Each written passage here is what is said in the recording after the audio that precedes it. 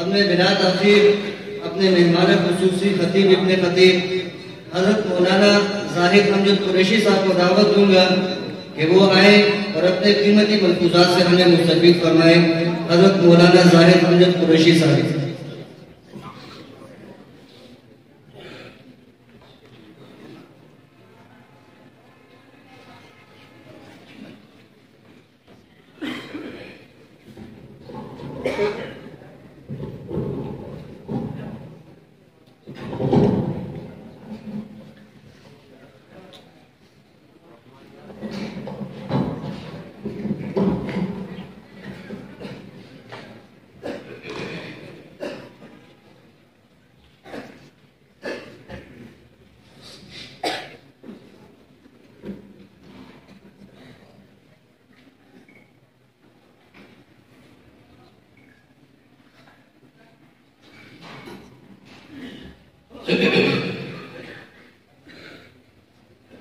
الحمدللہ الذی ہدانا لہذا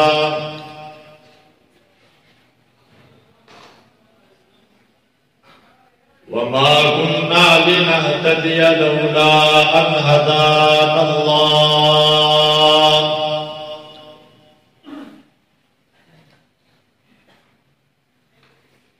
وصلى الله تعالى على خير خلقه محمد وعلى آله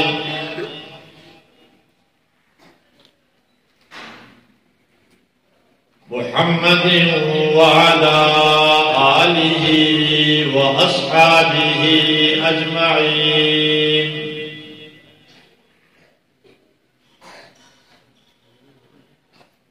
أما بعد فأعوذ بالله من الشيطان الرجيم. بسم الله الرحمن الرحيم.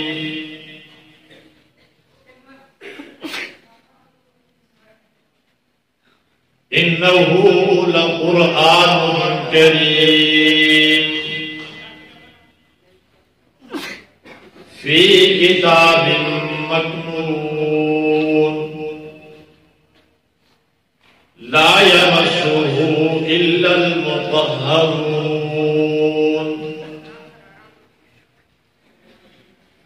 وقال النبي صلى الله عليه وسلم خيركم من تعلم القرآن وعلمه أو كما قال عليه الصلاة والسلام.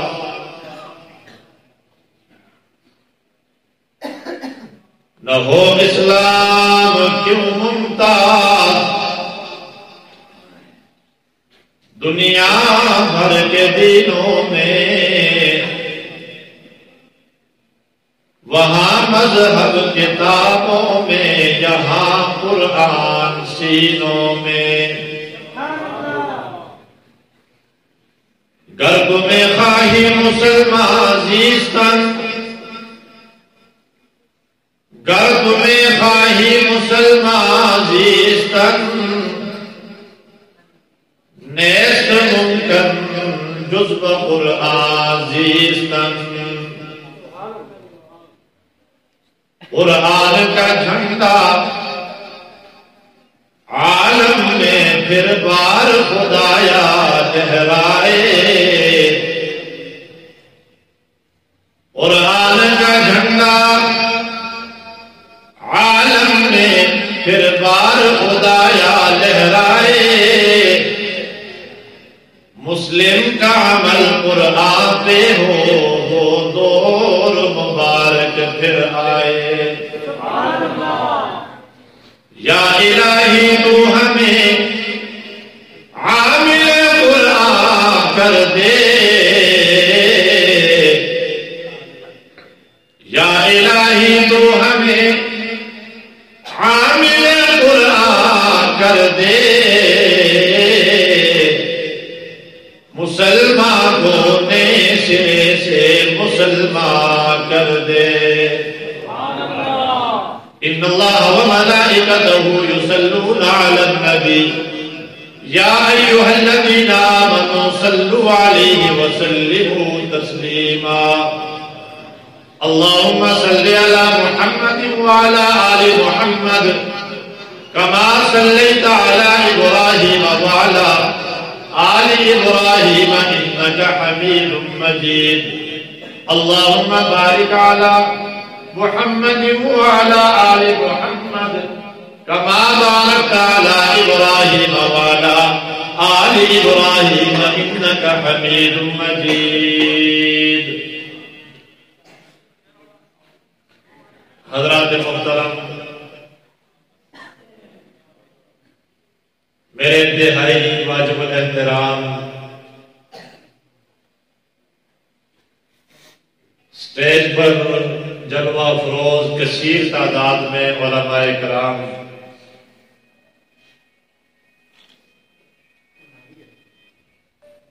اور اسی طرح علاقہ خاکی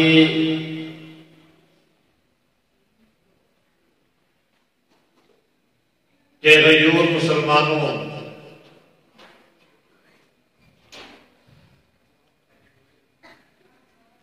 آپ کی آج کی یہ محفل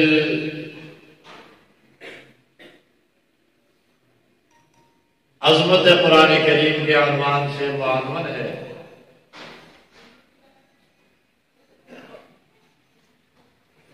آپ کے خطیب صاحب گزشتہ ایک ہفتے سے میرے ساتھ رابطے میں ہیں.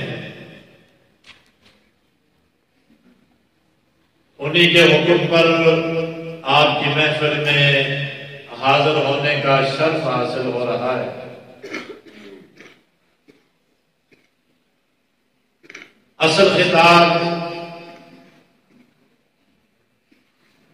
میرے بعد ولی کامل پیر طریقت رہبر شریعت یادگار اسلاف حضرت مولانا عبدالشکور صاحب نقشبندی کا ہوگا.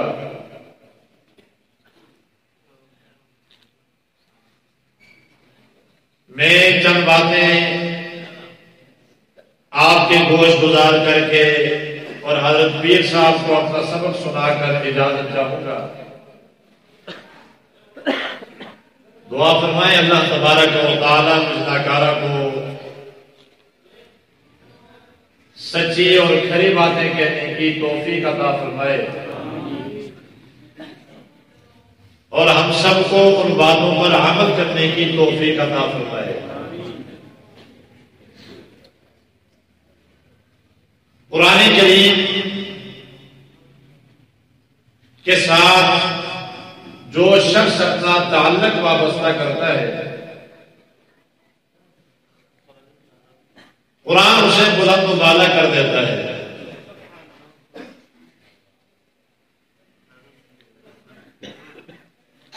قرآن کریم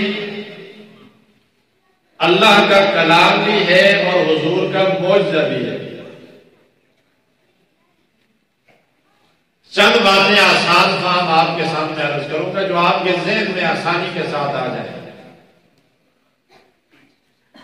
پہلی بات، قرآن کریم اللہ کا کلام ہے، اللہ کا کلام ہے. دوسری بات کہ نبی اکرم صلی اللہ علیہ وسلم کا معجزہ ہے. حضور کا کیا ہے؟ معجزہ ہے. اب کلام کسے کہا جاتا ہے؟ آج آپ شاعر مشرق کا کلام پڑھتے ہو، کوئی مولانا الطاف حسین علی کا کلام پڑھتا ہے، کوئی ساغر کا کلام پڑھتا ہے. کلام اسے کہا جاتا ہے جو آدمی کے اندر سے نکلی ہوئی بات ہوا کرتی ہے. اور قرآن کریم وہ کتاب ہے جو خدا کے اندر سے کی بات ہے، اور اسی لیے کہا جاتا ہے کلام الملوک کی ملوک الکلام، کہ بادشاہوں کا کلام سارے کلاموں کا بادشاہ ہوا کرتا ہے۔ اور اسی لیے سیدنا علی المرتضیٰ کہہ دیجئے رضی اللہ تعالی، حضرت علی کو ماننے والے ہم ہیں، حضرت علی مسجد والے، حضرت علی قرآن والے، حضرت علی نماز والے، حضرت علی کو اصل میں ماننے والے کون ہیں؟ ہم ہیں۔ بڑی عجیب بات ارشاد فرماتے ہیں، فرماتے دنیا کے لوگوں، جب میرا جی یہ چاہتا ہے کہ میں خدا سے باتیں کروں، علی کا جی جب چاہتا ہے کہ علی خدا سے باتیں کرے، علی باوضو ہوتا ہے، مسجد میں آتا ہے اور قبلے کی طرف اپنا منہ موڑتا ہے اور تکبیر تحریمہ کہہ کر ہاتھ باندھ کر نماز شروع کر دیتا ہے، گویا کہ علی نماز میں اپنے خدا سے باتیں کر رہا ہے۔ نماز میں بندہ کس سے باتیں کرتا ہے؟ اللہ سے باتیں کرتا ہے، اور بندہ کیا کہتا ہے؟ آج ہماری امت یہ فرقہ واریت کا شکار کیوں ہو گئی؟ آج تو فرقہ واری کا پھیلاؤ کیوں ہوا کہ آج کے مسلمان کو نماز کے سبق کا ترجمہ نہیں آتا؟ اگر مسلمان کو یہ پتا چل جائے کہ میں نماز میں خدا کو کیا کہتا ہوں، مسلمان کا عقیدہ ٹھیک ہو جائے گا، سارے فرقے ختم ہو جائے گا۔ اب بندہ نماز میں آ کے خدا سے باتیں کرتے کیا کہتا ہے؟ کہتے ہیں سبحانک اللہم وبحمدک وتبارک اسمک وتعالی جدک ولا الہ غیرک سبحانک اللہم، اے اللہ تو پاک ہے، وبحمدک یا اللہ ساری تعریفیں تیرے لیے، وتبارک اسمک یا اللہ برکت والا نام بھی تیرے ہی ہے، وتعالی جدک یا اللہ شان بھی تیری اونچی، ولا الہ غیرک یا اللہ تیرے علاوہ کائنات میں نہ کوئی مشکل کشا، نہ کوئی حاجت روا، نہ کوئی کارساز، نہ کوئی دستگیر، نہ کوئی بگڑی بنانے والا، نہ کوئی اولاد دینے والا، نہ کوئی شفا دینے والا، نہ کوئی بیماری لگانے والا، نہ کوئی دولت دینے والا، نہ کوئی دولت چھیننے والا، وَلَا إِلَٰهَ غَيْرُكَ، اگر خدایا کائنات میں کوئی الہ ہے تو ہی ہے تیرے علاوہ۔ اور آگے بندہ جا کے کیا کہتا ہے؟ کہتا ہے إِيَّاكَ نَعْبُدُ وَإِيَّاكَ نَسْتَعِينُ، یا اللہ عبادت بھی تیری ہی کرتا ہوں، مدد بھی تجھ ہی سے مانگتا ہوں۔ یا اللہ میں یا رسول اللہ مدد بھی نہیں کہتا، یا علی مدد بھی نہیں کہتا، یا غوث اعظم مدد بھی نہیں کہتا۔ یا اللہ جب میں مدد کے لیے کسی کو پکارتا ہوں تیرا نام ہوتا ہے، جب بھی میں کہتا ہوں یا اللہ مدد کہتا ہوں اور کسی کو۔ لیکن جب آج کے مسلمان کو نماز کے سبق کا ترجمہ نہیں آتا، نماز میں تو وہ خدا سے باتیں کرتا ہے، کلام کرتا ہے، خدا کو تو یہ کہتے ہیں ایاک نعبد و ایاک نستعین۔ جب درود پڑھتا ہے، تشہد پڑھتا ہے، رکوع کرتا ہے، سجدے کرتا ہے، فاتحہ پڑھتا ہے، سورت پڑھتا ہے، سلام پھیرتا ہے، نماز کو مکمل کرتا ہے، اسی مسجد کے ساتھ متصل ایک مزار نظر آتا ہے، مزار کے سامنے، قبر کے سامنے مجبین نیاز کو جھکانے لگ جاتا ہے۔ کیوں؟ کیونکہ نماز کے سبق کا ترجمہ نہیں آتا۔ اور اسی لیے کسی نے کیا بول کہا، کہیں نہر مرکز کی چھاؤں میں سجدے، کہیں نہر مرکز کی چھاؤں میں سجدے، اشاروں سے سجدے، نگاہوں سے سجدے، تشبث پرستی کا پاؤں پامال سجدہ، مزاروں پہ جا جا کے ہر سال سجدہ۔ آج اگر مسلمان نماز کے سبق کا ترجمہ سیکھ لے، قرآن کا ترجمہ علماء کے سامنے زادوں تلمس دیکھ کر اور سیکھنے والا بن جائے، ہمارے اس ملک سے نہیں بلکہ پوری دنیا سے فرقہ واریت کا جنازہ نکل جائے گا۔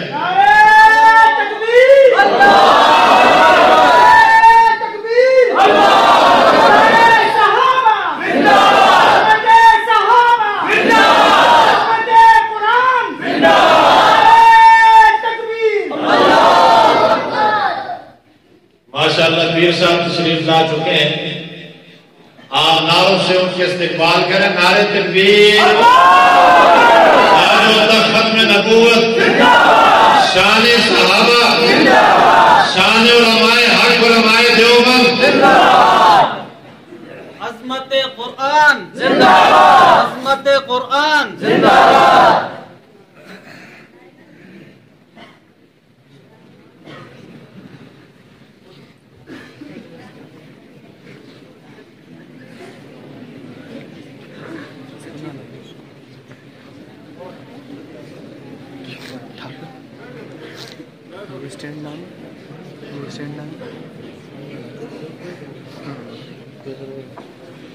تشریف رکھیں، تشریف رکھیں۔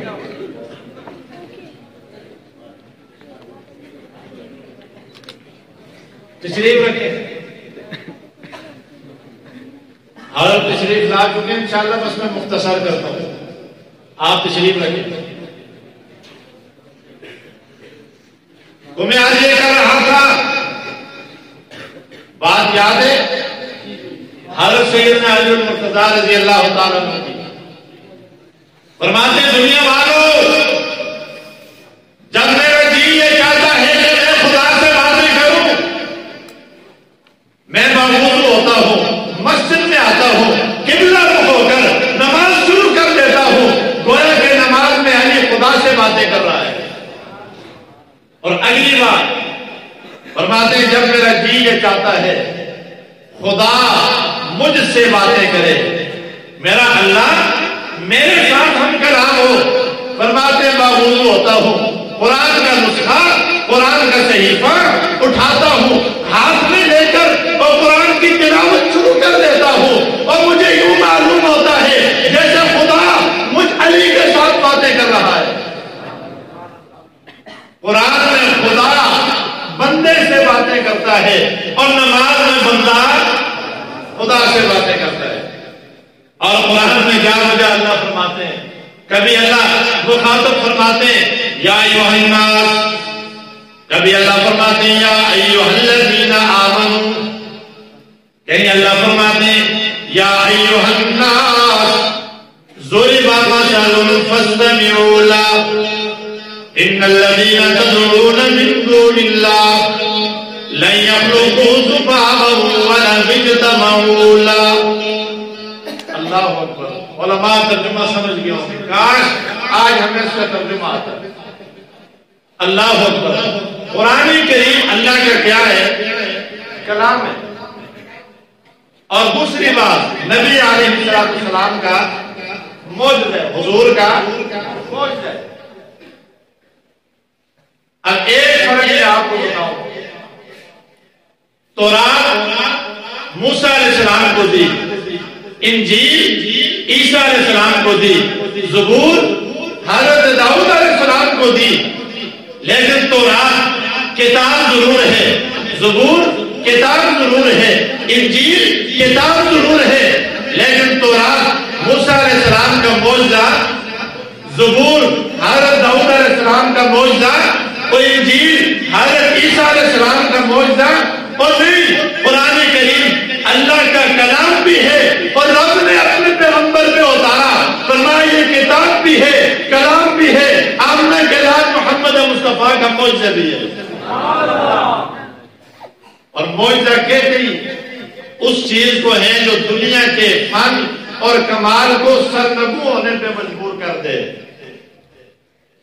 موسیٰ علیہ السلام کا زمانہ جادو کا زمانہ، تفسیر کبیر میں لکھا ہے امام راضی رحمہ اللہ نے، بڑی عجیب بات، اس زمانے میں جادو اتنے عروج پر پہنچ چکا، اتنے عروج پر کہ جبرائیل علیہ السلام نے اللہ سے درخواست کی، یا اللہ جادو اتنے عروج پر ہے، مجھے زمین پر بھیج، اجازت دے، میں جا کے دیکھنا چاہتا ہوں کہ لوگ کیسے جادو چلاتے ہیں، جادو کرتے ہیں۔ اللہ نے اجازت دی، جبرائیل امین آئے انسانی شکل میں، ایک قید میں اترے، ایک بابا جی کو بلایا، بلا کے پوچھا بابا جی جادو جانتے ہو؟ اس نے کہا کیوں نہیں جانتا، ہر چھوٹا بڑا جادو کرتا، جادو چلاتا، جادو سیکھتا، جادو سکھاتا، مرد عورتیں بوڑھے جوان بچے، او جادو کا طوطی بولتا ہے۔ جبرائیل علیہ السلام نے فرمایا اچھا بابا جی یہ بتاؤ کہ جبرائیل خدا کا کوئی فرشتہ ہے؟ بابا نے کہا یار اس میں جادو کرنے کی کون سی بات ہے؟ جبرائیل کا تذکرہ میں نے نوح کی کتابوں میں پڑھا، جبرائیل کا تذکرہ میں نے آدم کے صحیفوں میں پڑھا، جبرائیل کا تذکرہ میں نے حضرت داؤد کی زبور میں پڑھا، کتاب، مجھے یقین ہے کہ جبرائیل خدا کا کوئی فرشتہ ہے۔ کون پوچھ رہا ہے؟ ذہن حاضر ہے نا؟ اللہ اکبر، کس سے پوچھ رہے؟ بابے سے۔ حضرت جبرائیل علیہ السلام نے فرمایا اچھا میرا دوسرا سوال یہ ہے کہ اگر وہ ہے تجھے یقین ہے تو یہ بتاؤ اس وقت کہاں ہے؟ اس وقت کہاں ہے؟ بابے نے یوں جادو کے زور پہ یوں سر ہلایا، آنکھیں بند کی۔ جادو کے زور پہ آدمی کچھ بھی کر سکتا ہے، اڑ بھی سکتا ہے، یہ پانی میں تیر بھی سکتا ہے، ہوا میں مسلح بھی معلق کر سکتا ہے، بہت سارے کام، ہاتھ میں آگ کو بھی اٹھا سکتا ہے، جادو جو ہوا۔ لیکن یہ آج ہماری کم علمی ہے، علماء سے دوری ہے، اسلاف سے ہماری دوری ہے کہ اگر کوئی آدمی جادو بھی کر رہا ہو نا، ہم اسے کہتے ہیں یہ زمانے کا سب سے بڑا ولی ہے۔ جس آدمیاں دی 10 کنگلیاں تے انگوٹھیاں پہ ہی نہیں ہون جی، گلے دے ایک بڑا ہار پید ہوئے، زلفہ رکھی نہیں ہون، تو خدا دے زمانے میں کہتے ہو نانا بھی نو ایسی آدمی جس سارے پر بڑا ولی ہے، یہ پوچھی دی سرکار ہے، نہ اس کو نماز آندی ہوئے، نہ روزہ رکھتا ہوئے، نہ قرآن آندہ ہوئے، نہ وہ مسیدی دے نیڑے لگتا ہوئے، نہ دین دے نیڑے لگتا ہوئے، بس وہ اسی۔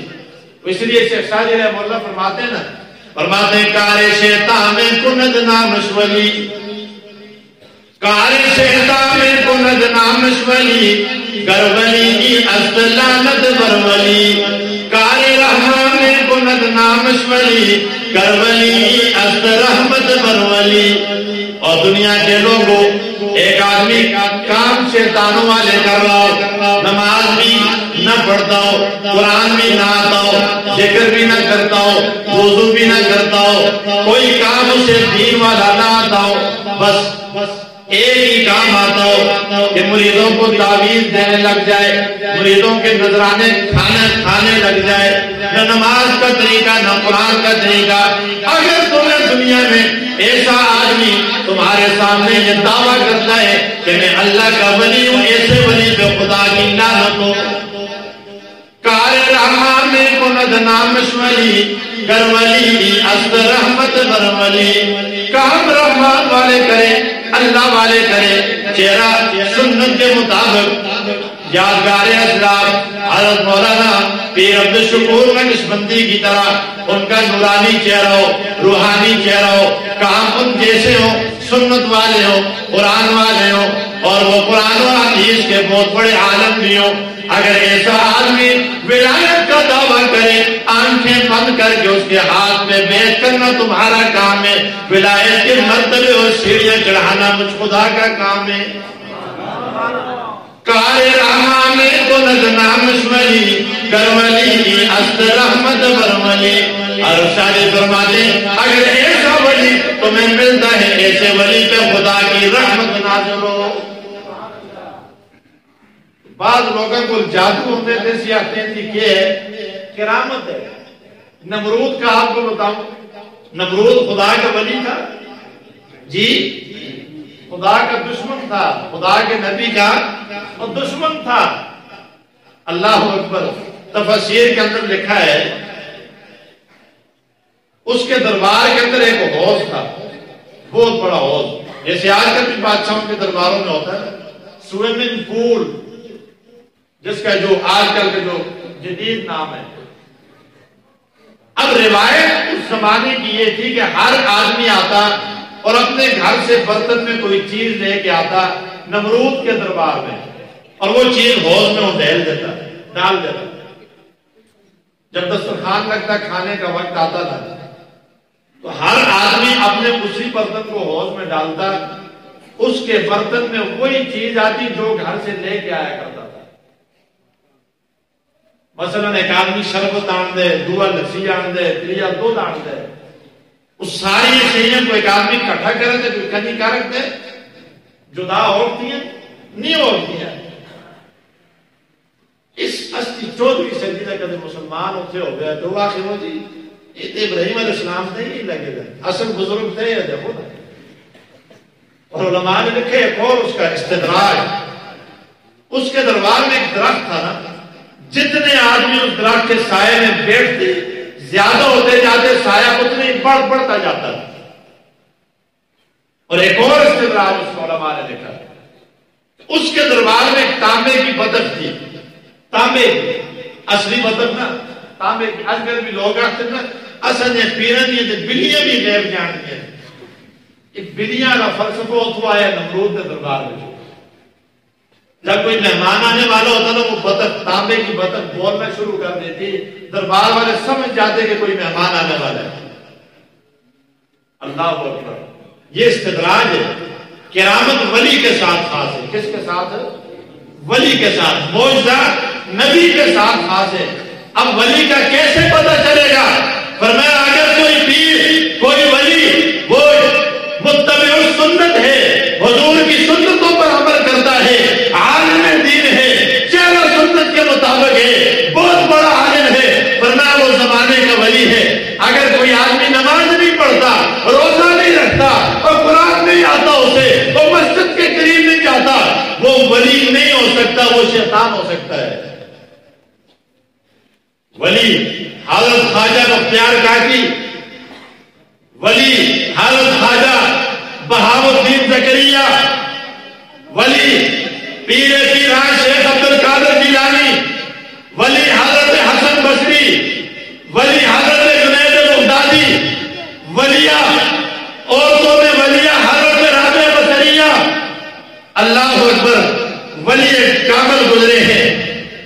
امام التفاسیر، شیخ التفسیر حضرت مولانا لاہوری گزرے ہیں، عبید اللہ عنور گزرے ہیں، مولانا حسین احمد مدنی گزرے ہیں۔ وہ آج کے دور میں اگر تم نے ولی دیکھنا ہو، اللہ اکبر، حضرت مولانا پیر ذوالفقار احمد نقشبندی کو دیکھ لو۔ اگر ولی تم نے دیکھنا ہو، جموڑی والے شاہ صاحب کو دیکھ لو۔ اگر ولی تم نے دیکھنا ہو، حضرت مولانا پیر عبدالشکور صاحب کو دیکھ لو۔ ولی ایسے ہوتے ہیں۔ حضرت حسن بصری رحمت اللہ تعالی علیہ کے متعلق کتابوں میں بڑی عجیب بات لکھی۔ ایک مرتبہ موج میں آئے، دریا میں مسلح ڈالا، نماز شروع کر دی۔ ولی ہے، اللہ کے بہت بڑے بزرگ ہیں، مسلح ڈالا نماز۔ رابعہ بصریہ نے دیکھا، اللہ اکبر، انہوں نے ہوا میں مسلح معلق کیا، نماز شروع کر دی۔ یوں سلام پھیرا، دعا کے لیے یوں چہرہ اوپر کیا، دیکھو اوپر ہو، ہوا میں رابعہ معلق ہے۔ رابعہ یہ کیا؟ حضرت رابعہ بصریہ نے عرض کیا، حضرت آپ اگر دریا میں مسلح ڈال کے نماز پڑھتے ہو کوئی کمال نہیں، رابعہ ہوا میں مسلح معلق کر کے نماز پڑھتی ہے، کوئی کمال نہیں۔ دریا میں مچھلی بھی اللہ اللہ کرتی ہے، ہوا میں پرندہ بھی خدا کی تسبیحات بیان کرتا ہے۔ فرمایا رابعہ بتاؤ تو کمال کس میں ہے؟ فرمایا کمال اس میں ہے کہ تم اور میں دنیا کے لوگوں میں رہیں اور حضور کی سنت ہم سے چھوٹنے نہ پائے، یہ سب سے بڑا کمال اور ولایت۔ اللہ اکبر۔ بات کہاں سے چلی تھی یاد ہے؟ جی ماشاءاللہ آپ کا ذہن حاضر ہے۔ اللہ اکبر۔ بابے نے یوں جھٹکا لگایا، کہنے لگا میں نے فضاؤں میں دیکھا، شمال و جنوب میں دیکھا، مشرق و مغرب میں دیکھا، مجھے جبرائیل نظر نہیں آیا۔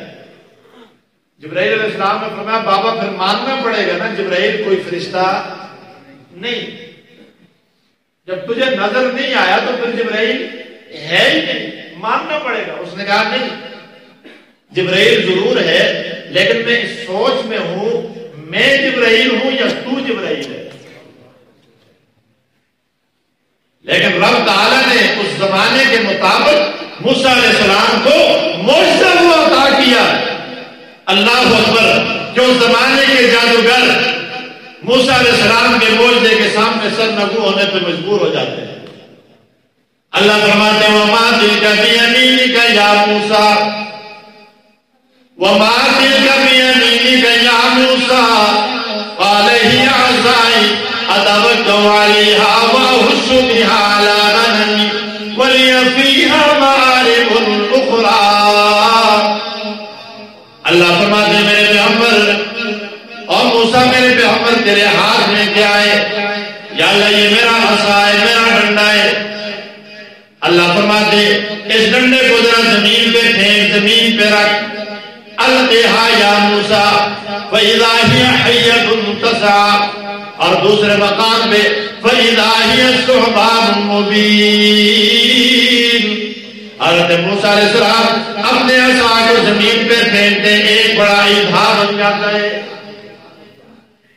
حضرت عیسیٰ علیہ السلام کا زمانہ، طب کا زمانہ، حکیموں کا زمانہ، ڈاکٹروں کا زمانہ، ہر بیماری کی دوائی بنائی جاتی ہے، علاج کیا جاتا ہے، لیکن اللہ تبارک و تعالیٰ اپنے پیغمبر حضرت عیسیٰ علیہ السلام کو اس زمانے کے مطابق معجزہ ایسا عطا کرتے ہیں کہ اس زمانے کے ڈاکٹر، اس زمانے کے حکیم، اس زمانے کے طبیب ساری بیماریوں کی دوائیں بناتے، علاج کرتے، آپریشن کرتے، لیکن اس زمانے کا کوئی ڈاکٹر مردوں کو زندہ نہیں کر سکتا۔ عیسیٰ علیہ السلام قبر پہ کھڑے ہو کر جب اللہ کے حکم سے آواز دیتے قم بِإِذْنِ اللَّهِ، قبر پھٹتی ہے، مردہ باہر آ کے زندہ ہو کے باتیں کرنی شروع کر دیتا ہے۔ آمنہ کے لال عبداللہ کے ذریعے محمد رسول اللہ صلی اللہ علیہ وسلم کا زمانہ جادو کا بھی زمانہ نہیں تھا، حکیموں کا زمانہ نہیں تھا، بلکہ حضور کے دور میں سارے لوگ فصیح اللسان، سارے لوگ بڑے بڑے شعراء، سارے بلیغ اللسان، قادر الکلام لوگ ہوا کرتے تھے۔ خانہ کعبہ کی دیواروں کے ساتھ شعروں کو لکھ کے لٹکا دیا جاتا تھا، بڑی بڑی محافل کا انعقاد کیا جاتا تھا، مشاعرے ہوا کرتے تھے، شعروں کے مقابلے ہوا کرتے تھے۔ اللہ پاک نے قرآن ایسا معجزہ عطا کر دیا کہ اس زمانے کے قادر الکلام، بلیغ اللسان، بڑے بڑے فلاسفہ، بڑے بڑے ادیب، بڑے بڑے شاعر قرآن سارے کا سارا تو دور کی بات قرآن کے ایک حرف کا مقابلہ بھی نہیں کر سکے۔ اور حضور کے دور میں اتنی فساد تھی عربوں کے اندر، آپ اندازہ لگائیں۔ ایک بڑی عجیب بات میں نے پڑھی کتابوں میں، ایک شاعر ہے، اس کا ہماری نصاب کی کتابوں میں بھی نام آتا ہے امرؤ القیس، اور بعض علماء نے لکھا ہے کہ یہ امرؤ القیس کا واقعہ نہیں بلکہ لبید، ایک لبید شاعر گزرا عربی کا، اس کا واقعہ ہے۔ راستے میں جا رہا تھا، ڈاکو نے لوٹ لیا، لوٹنے کے بعد ڈاکو نے سوچا کہ بھائی یہ تو شاعر، اس زمانے میں شاعروں کے تعلقات ہوتے تھے وزیروں کے ساتھ، بادشاہوں کے ساتھ۔ انہوں نے کہا بھائی اس کو ہم نے لوٹ لیا، اگر ہم نے چھوڑ دیا اس کی بادشاہ تک رسائی ہے، ہمیں پکڑوا کے مروا نہ دے، ایسا کرتے ہیں اس کو بھی، اس کا کام بھی تمام کر دیتے، مار دیتے اس کو بھی۔ اللہ اکبر، قتل کرنے لگے، تیاری شروع کی ڈاکوؤں نے۔ امرؤ القیس نے کہا یار تم مجھے مار بھی رہے ہو، لوٹ بھی لیا ہے، اتنا ظلم کر رہے ہو، تو ایسا کرو میرا ایک پیغام ہے، راستے میں جاتے جاتے میرا گھر آئے گا اور میرے گھر میں میری 2 بچیاں ہیں، ان کو میرا ایک پیغام دے دینا۔ پرانا زمانہ تھا، سچائی کا دور تھا. انہوں نے کہا بھائی کوئی ایسی بات ہو اگر تو ہم پیغام ہی نہیں دیں گے. اس نے پیغام کیا دیا آپ اندازہ لگائیں. اس نے شعر کا ایک مصرع لکھا کیا؟ یبنتا ان امرؤ القیس ابوکما یا ابنتا یبنتا ان امرؤ القیس ابوکما، اے میری دو بیٹیوں بے شک تمہارا باپ. سمجھ آئی نا؟ اس اتنی گل لکھی ہے کہ بڑی دو تیو تو سندا پے اتنی بات. ڈاکو نے دیکھا، میں کہا بھائی اس میں کون سی ایسی بات ہے، پہنچا دیں گے. اتنا ہم نے ظلم بھی کیا، مارا بھی، لوٹا بھی، قتل بھی کر دیا. تو راستے میں گھر آئے کہ دیں گے اس کے گھر چلے گئے. قتل کرنے کے بعد ڈاکو نے گھر پہ ناکن کی، دروازے پہ دستک دی، بچیاں باہر آئی. کہا بھائی آنے والے تم کون ہو؟ کہنے لگے ہم تمہارے والد کے دوست ہیں، تمہارے والد کا پیغام لے کر آئے. بچیوں نے اپنے والد کا وہ پیغام پڑھا نا، فوراً پڑھتے ہی اپنے سر کو پیٹنا شروع کر دیا، دھاڑے مارنے شروع کر دیا، رونا شروع کر دیا اور کہہ رہی ہیں ہائے ہمارا باپ قتل ہو چکا ہے اور ہمارے باپ کے قاتل یہ ہیں جو پیغام لے کر آئے. محلے والے اکٹھے ہوئے، انہوں نے کہا بھائی جو پیغام لایا کرتا ہے وہ قاتل نہیں ہوتا، جو قاتل ہوتا ہے وہ پیغام وہ مفرور بن جاتا ہے، بھاگ جاتا ہے. عجیب بات کرتی ہو تم، کئی پیغام بھی لاتے ہیں اور قاتل بھی ہیں. بچیوں نے کہا، انہوں نے کہا ہمارا باپ بڑا سمجھدار تھا، اس نے شعر کا ایک مصرع لکھا ہے، اگر دوسرا لکھتا تو قاتلوں کو کون پکڑواتا. کہا دوسرا مصرع کیا ہے؟ انہوں نے کہا پہلا اور دوسرا. یبنتا ان امرؤ القیس ابوکما، اے میری دو بیٹیوں بے شک تمہارا باپ قد قتل وقاتلہ لدیکما، وہ قتل کر دیا جا چکا ہے اور تمہارے والد کے قاتل تمہارے ہاتھوں میں موجود ہیں، پیغام لانے والے. اس زمانے میں قادر کا نام اور اس چیز کا عروج تھا، توتی بولا کرتا تھا. رب تعالیٰ نے اپنا کلام اتارا اپنے لاڈلے پر، آمنہ کے لال محمد مصطفیٰ پر، اور فرمایا میرے پیغمبر یہ میرا کلام بھی ہے اور لوگوں کی ہدایت کی کتاب بھی ہے، اسے قرآن بھی کہا جاتا ہے اور کتاب بھی کہا جاتا ہے. میرے پیغمبر یہ تیرا معجزہ بھی ہے. مکہ کے مشرک ایڑی چوٹی کا زور لگا لیں گے اور قرآن تو دور کی بات ہے، قرآن کے ایک حرف کا مقابلہ بھی نہیں کر سکتے اور قیامت تک بھی نہیں کر سکتے. نعرہ تکبیر، قرآن زندہ باد، قرآن زندہ باد، تکبیر. اور بڑی عجیب بات، اللہ اکبر، میں نے ایک بات کتابوں میں پڑھی کہ جی آدم علیہ السلام سے لے کر عیسیٰ علیہ السلام تک اللہ نے ہر نبی کو کوئی نہ کوئی معجزہ عطا کیا، کمال عطا کیا، اور آدم علیہ السلام سے لے کر عیسیٰ علیہ السلام تک سارے کمالات، سارے معجزے اکٹھے کر کے اکیلے محمد مصطفیٰ کو عطا کر دیے. میں نے سوچا یہ کیسے؟ موسیٰ علیہ السلام کا معجزہ عصا کو پھینکتے ہیں ایدھا بن جاتا ہے، لکڑی ہے نا بے جان، سوٹا ہوتا ہے نا تو سب بول بھی وہ کسنال گنا کر دے بولتے کدے سب پڑھے نہیں پڑھے، اسی کو معجزہ آتے ہیں. زمین پہ پھینکتے تو کیا بن جاتا؟ اور سام کیا ہے؟ جاندار ہے. سام کیا ہے؟ یا اللہ تو نے میرے پیغمبر کو موسیٰ علیہ السلام کے معجزے جیسا معجزہ کس رنگ میں عطا کیا؟ ایک روایت میری نظروں سے گزری. اللہ اکبر. حضور مسجد نبوی میں تشریف فرمائے، ایک بوڑھی آئی، ایک خاتون آئی، آ کے عرض کرنے لگی آقا میرا جی یہ چاہتا ہے کہ میں آپ کے لیے ممبر بناؤں اور مسجد میں لا کے رکھوں، آپ ممبر کے اوپر جلوہ افروز ہو اور بیان کریں اور خطبہ ارشاد فرمائیں. ممبر نہیں تھا، اس سے پہلے حضور ایک کھجور کا خشک تنا تھا، اس کے ساتھ ٹیک لگاتے خطبہ ارشاد فرماتے، ٹیک لگاتے تعلیم و تعلم کا کام فرماتے. ٹیگ لگاتے، محافل کا انعقاد ہوتا. حضور نے فرمایا اچھی بات ہے، یہ ممبر بنانا، ممبر پہ بیٹھنا، یہ میرے پیارے نبی صلی اللہ علیہ وسلم کی کیا ہے؟ سنت ہے. اللہ اکبر. اور آپ کے ممبر تو ماشاءاللہ بڑا ہی عالیشان ہے، اور مجھے حضرت نے تو اوپر والی سیڑھی پہ بٹھا دیا. اکابر کی موجودگی میں مجھے شرم بھی آتا ہے اور میں اس کو اپنی گستاخی بھی سمجھتا ہوں، لیکن کیا کروں، مجھے بٹھا دیا. اللہ اکبر. حضور نے فرمایا ٹھیک ہے. جمعے کا وقت آیا، جمعے کا دن آیا. حضور جب تشریف لائے دیکھا محراب کے اندر ممبر پڑا ہوا ہے.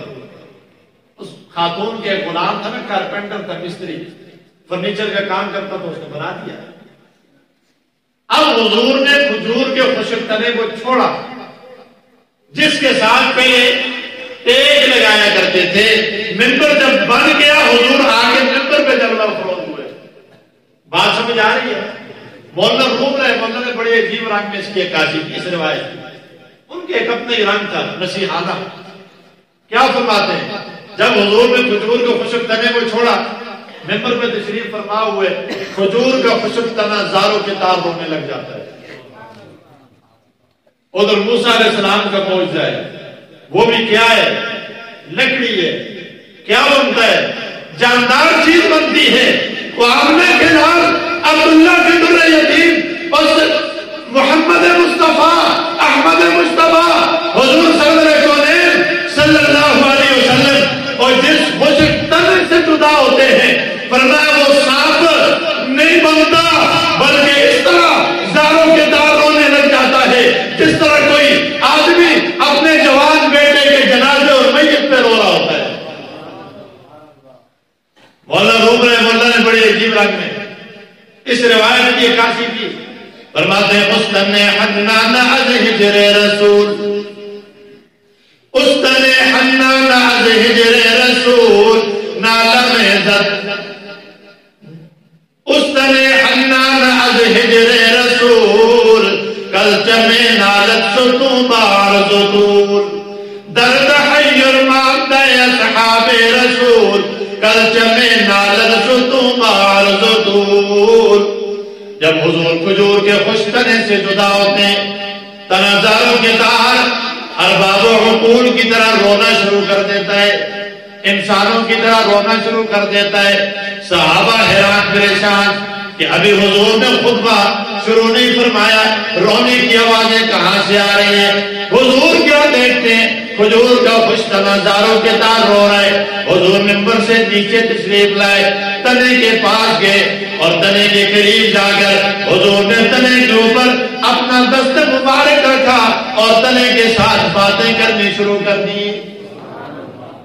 گفت پیغمبر چے خواہی ایسو تو، گفت جانم از فراقت گشتو ہوں، از فراق تو مرا چون سوخت جان، چون نالم بے تو اے جانے جہاں، مسندت منقودہ مزمن تاکتی، برسرے ممبر تو مسند ساکتی. حضور فرماتے اور کھجور کے خشک نے کس چیز نے تجھے رونے پہ مجبور کر دیا؟ تر کہتا ہے یا رسول اللہ ساری دنیا مجھ سے جدا ہو جاتی، کبھی بھی میں انسانوں کی طرح نہ روتا، کبھی بھی میں انسانوں کی طرح گفتگو نہ کرتا. یا رسول اللہ ساری دنیا جدا ہو جائے مجھے کوئی پرواہ نہیں، لیکن آپ کی جدائی مجھ سے برداشت نہیں ہوتی، میں رونے پہ مجبور ہو گیا. یا رسول اللہ مجھے پتہ ہے آج کے بعد ممبر بنا دیا جا چکا ہے، آپ ممبر پہ بیٹھو گے، میرے ساتھ ٹیک نہیں لگاؤ گے. یا رسول اللہ اب مجھے دنیا کی زندگی نہیں چاہیے، آپ کی جدائی میں دنیا میں مزید زندگی نہیں گزارنا چاہتا. یا رسول اللہ آپ میرے لیے آخرت کی دعا کیجئے. گفت خواہم کے دائم شد بقاش، بشنو اے غافل کمد چوبے مباش. حضور فرماتے ہیں اور کھجور کے خشک کرے، اگر تو دنیا کی زندگی چاہتا ہے تو پھر بھی مجھے بتا، آخرت کی چاہتا ہے تو پھر بھی مجھے بتا. اگر تو دنیا کی زندگی چاہتا ہے میں اللہ سے دعا کروں گا، اللہ تجھے ہرا بھرا درخت بنا دیں گے تاکہ قیامت تو اسی طرح سرسبز و شاداب رہے گا. خشک تن ہے نا، حضور نے فرمایا میں دعا کروں گا تو درخت بن جائے گا، تیرے ساتھ پھل لگیں گے، ٹہنیاں لگیں گی، پتے لگیں گے، اور قیامت تک کوئی بلیکی تجھے کاٹے گا بھی، قیامت تک تو رہے گا۔ مولانا روم ہے، مولانا یہاں سے نتیجہ نکالتے ہیں نا۔ مولانا روم فرماتے ہیں وہ تنا بھی حضور کی رفاقت میں رہا، حضور کے پاس رہا، بڑا سمجھدار ہے، 14ویں صدی کے مسلمان کی طرح نہیں کہ تھوڑے سے پیسے آ جائیں، تھوڑا سا بیلنس آ جائے، تھوڑی سی دولت آ جائے، تھوڑا سا عہدہ آ جائے، موت کو اور قبر کو بھول جائے۔ ترکت کل من علیہا فان وَيَبْقَى وَجْهُ رَبِّكَ ذُو الْجَلَالِ وَالْإِكْرَامِ۔ یا رسول اللہ، دنیا تو فانی ہے، فنا ہونے والی ہے، ایک نہ ایک دن دنیا نے ختم ہونا ہے، مجھے دنیا کی عارضی زندگی نہیں چاہیے، آپ اللہ سے میرے لیے آخرت کی دعا کیجئے۔ حضور اپنے ہاتھوں کو دعا کے لیے بلند فرماتے، حضور فرماتے یا اللہ، جس طرح کل قیامت میں دنیا کی چیزوں میں حجر اسود کو جنت میں داخل کرے گا، اصحاب کہف کے ساتھ جانے والے کتے کو جنت میں داخل کرے گا، یا اللہ میں محمد تجھ سے دعا کرتا ہوں کہ کھجور کے خشک تنے کو کل قیامت کے دن جنت میں داخل کر کے جنت کا درخت بنا دینا۔ آرزو تورا دفن کرد اندر زمین تاکہ مردم حشر گردد یوم دی۔ حضور نے زمین کو کھودا، تنے کو کاٹا، زمین میں تنے کو دفن کر دیا اور اللہ کے آگے دعا کی۔ اللہ اکبر، موسیٰ علیہ السلام کے معجزے جیسا معجزہ اللہ نے حضور کو عطا فرمایا۔ اب میں تفصیلات میں جانا نہیں چاہتا، حضرت تشریف فرما ہے، یار زندہ صحبت باقی، انشاءاللہ جو باتیں رہے گی پھر کبھی آپ کے خطیب صاحب نے بلایا، انشاءاللہ آپ سے مخاطب ہوں گا۔ اللہ تبارک و تعالیٰ جو کچھ سنایا اس پر ہمیں عمل کرنے کی توفیق عطا فرمائے۔ وآخر دعوانا الحمدللہ رب العالمین۔